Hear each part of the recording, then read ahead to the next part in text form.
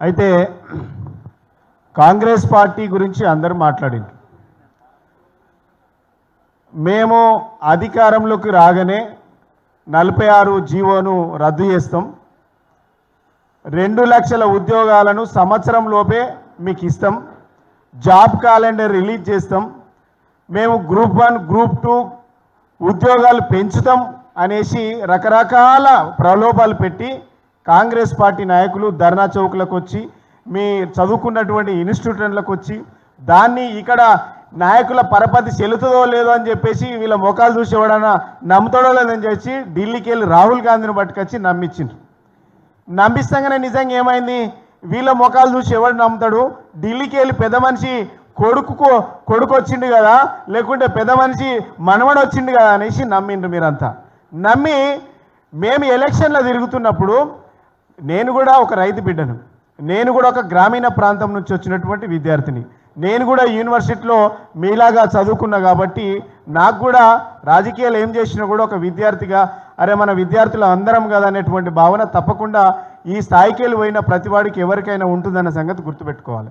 అయితే మేము గ్రామాలలో తిరుగుతున్నప్పుడు ప్రతి ఊర్లో అన్న ఈసారిగా ఇక ఏమనుకోకుండ్రి, మేము ఊర్లో తల్లిదండ్రులను అడుగుతేనేమో ఇక బిడ్డ ఇది ఒక్కసారి మా మనవడు ఎంబడి పడుతుండు, మా కొడుకు ఎంబడి పడుతుండు, మా తమ్ముడు ఎంబడి పడుతుండు, మా చెల్లెకి జాబ్ రావాలి, ఈసారి మాత్రం మేము ఒక్కసారికి మాకు అవకాశం ఏంటి, మేము గట్టి ఏదలుచుకున్నాం అనేసి ప్రతి గ్రామాలలో కార్యకర్తలు తిరగలే. వాళ్ళు అనుకుంటుండొచ్చు వాళ్ళ కార్యకర్తలతో గెలిచినామని. కాంగ్రెస్ పార్టీ కార్యకర్తలతో గెలవలే, కేవలం నిరుద్యోగుల బ్యాచ్తో మాత్రమే వాళ్ళ అధికారంలోకి వచ్చింది. కాంగ్రెస్ పార్టీ 2 నాలుకల ధోరణి అవలంబిస్తూ ఉన్నది. అధికారంలోకి రావడానికి ముందేమో ఎన్ని అవసరమైతాయో అసలే అంటే ఒక మ్యాజిక్, ఎన్ని అవసరమైతే ఎన్ని విషయాలు చెప్పాలో అన్ని అబద్ధాలు చెప్పిండ్రు. ఇక ఇది అది రాదుగా చూమంతరు అంతా చేసిండ్రు. ఇక అలీబాబా అద్భుత దీపం అంతా చూపించిండ్రు. ఎందుకంటే పారుతుందో లేదో వాళ్ళది ఒకటే ఉండే, ఈసారి రాకపోతే కథమైపోతాం అనేసి ఎన్ని అబద్ధాలు ఆడాలో అన్ని అబద్ధాలు ఆడిండ్రు. ఇలా అబద్ధాలను కూడా మీరు నమ్మిండ్రు. నమ్మి నిజంగా కూడా న్యాయం చేస్తారేమో అనుకున్నారు. నమ్మి మీరు అందరూ కూడా ఆ పార్టీని గెలిపించారు. అధికారంలోకి వచ్చినాక ఈ నిరుద్యోగుల సమస్య గురించి మాట్లాడతారేమో అనుకున్నాం.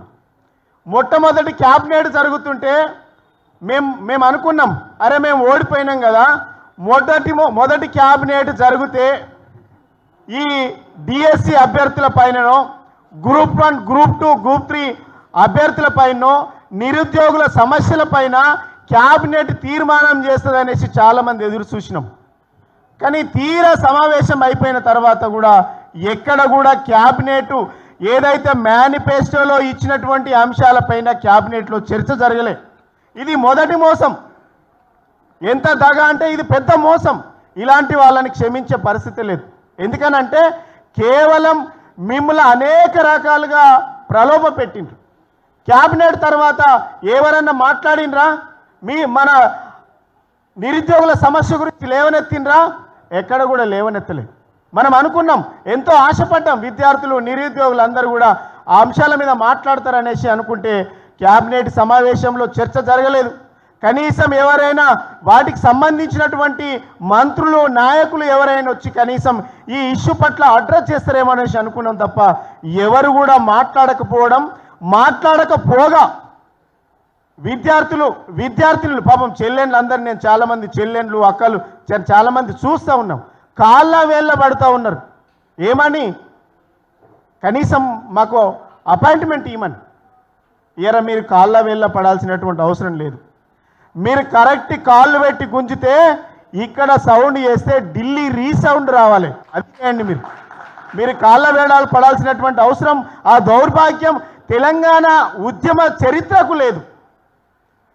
ఇది పోరాట పటిమ. తెలంగాణ ఉద్యమం అంటే ఇలా నైజాము నవాబును ఉరికించుకొట్టినటువంటి చరిత్ర, ఆంధ్ర వాళ్ళను ఉరికించుకొట్టినటువంటి చరిత్ర. తెలంగాణ ఇక్కడ సౌండ్ చేస్తే ఢిల్లీ రీసౌండ్ అయి తెలంగాణ తెచ్చుకున్నటువంటి చరిత్ర మన పోరాటానికి ఉన్నది. ఎవరి కాళ్ళ వేళ్ళ పడాల్సినటువంటి బతిమలాడాల్సినటువంటి అవసరం లేదు. కానీ దానికి ఒక ప్రత్యేకమైనటువంటి కార్యాచరణ చేయండి. ఏది పడితే అది ఆగమాగం పోకండి. ఎందుకంటే ఎవరైతే హామీలు ఇచ్చినటువంటి మనం ఏమడుగుతున్నాం, న్యాయమైనటువంటి డిమాండ్.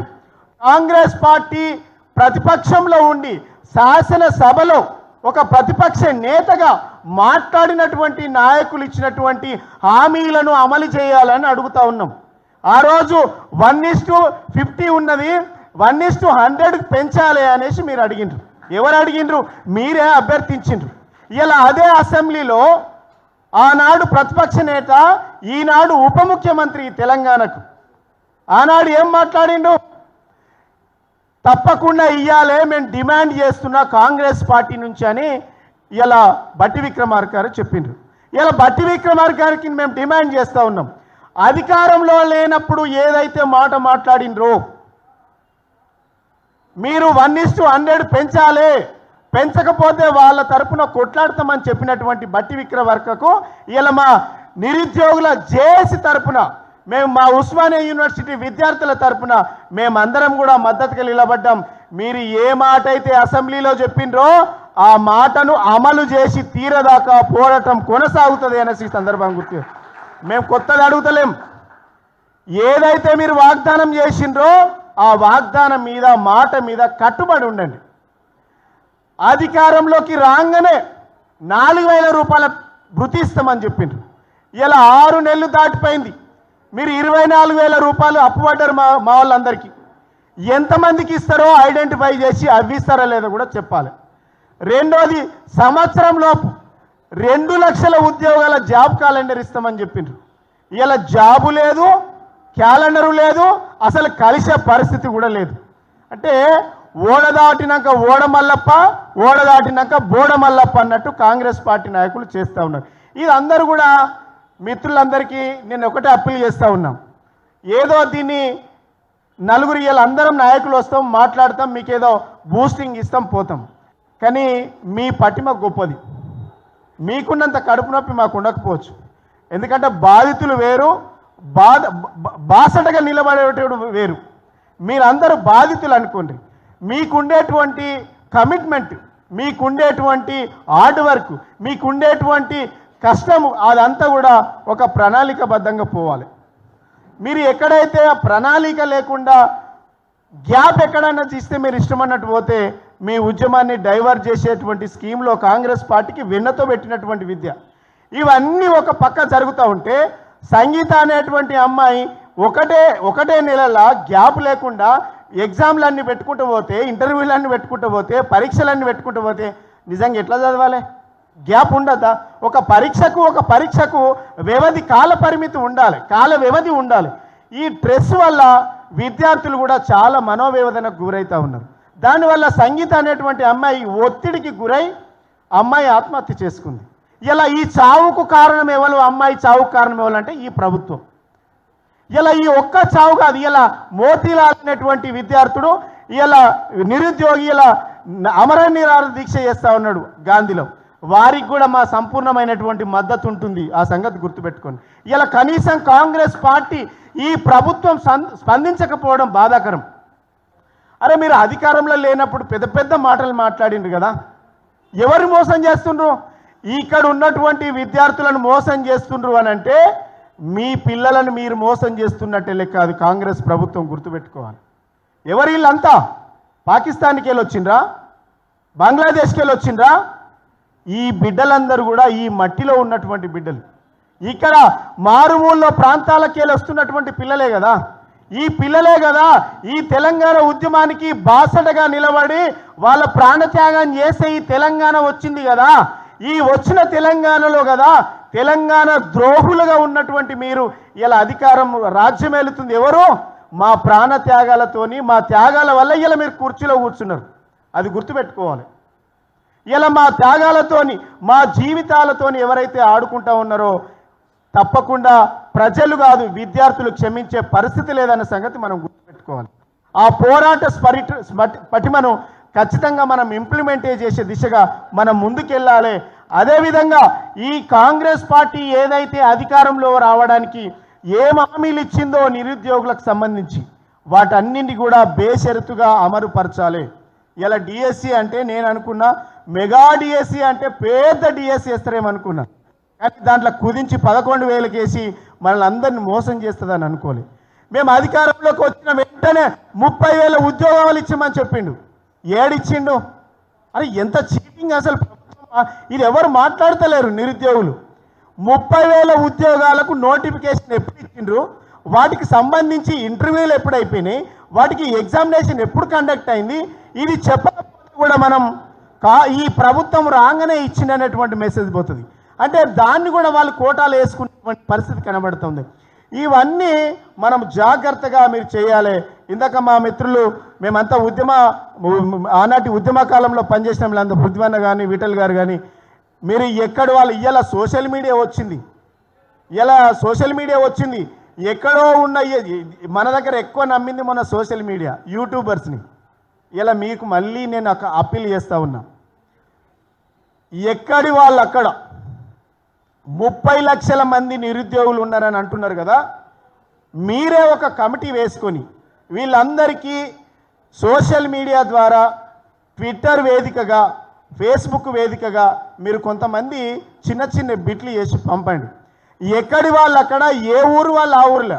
ఇలా పార్టీలు, రాజకీయ పార్టీలు ఎక్కడ భయపడతాయంటే, ఏ ఊర్లో ఎంతమంది నిరుద్యోగులు ఉన్నారో, నిరుద్యోగులకు 2 లక్షల ఉద్యోగాలు భర్తీ చేస్తామని చెప్పింది, 4,000 రూపాయల భృతి ఇస్తామని చెప్పింది, వాటిపైన స్పందన లేదు, ఇప్పటి వరకు అపాయింట్మెంట్ లేదు. కాబట్టి కనీసం గ్రామానికి 10 మంది అన్న ఉంటారని నేను అనుకుంటా ఉన్నా. ఏ గ్రామంలో ఆ గ్రామంలో 10 మంది నిలబడితే, పక్కాగా 10 మంది నిలబడితే వెనక 100 మంది ఉంటారు. అది గుర్తుపెట్టుకోండి. మేము యూనివర్సిటీలో ఆనాడు ఉద్యమం మొదలుపెట్టినాడు ఒక 10 మంది పక్కా ఉన్నాం. ఆ 10 మంది వెనుక 1000 మంది నిలబడ్డారు. మీరు ఎక్కడ వారు అక్కడ 10 మంది గ్రామానికి నిలబడితే, ఏ ప్రజాప్రతినిధి గ్రామాలలో తిరగకుండా మీరు చేస్తారో తప్పకుండా అధిష్టానానికి సెకదలుగుతుంది, ఢిల్లీ సెకదలుగుతుంది, వాయనాడుకు సెకదలుగుతుంది, తప్పకుండా దిగి వచ్చి చర్చలు జరుపుతుంది. మీ ప్రాణాలు పణంగా పెట్టి ప్రాణాలు తీసుకోవాల్సినటువంటి అవసరం లేదు. తప్పకుండా నిరుద్యోగులు ఏదైతే న్యాయమైనటువంటి పోరాటం చేస్తూ ఉన్నారో ఆ పోరాటానికి మా పార్టీ తరఫున ప్రధాన ప్రతిపక్షంగా తప్పకుండా మీ వెనక ఉంటాం, ఖచ్చితంగా మీతో నడుస్తాం. మా సంపూర్ణమైనటువంటి మద్దతు మీకు ఉంటుంది. మిత్రుడు జనార్దన్ తర్వాత మిత్రులందరూ కూడా నాకు మాట్లాడినరు.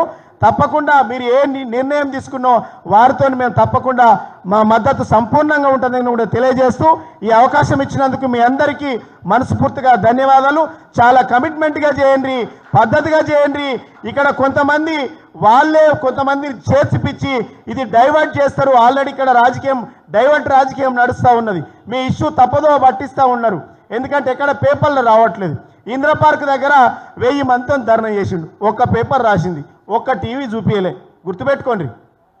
మీరు అందుకనే ఎక్కడ వాళ్ళు అక్కడ వీడియోలు తీసి, ప్రతి వాళ్ళది వీడియో తీసి మీరే సర్క్యులేట్ చేయండి.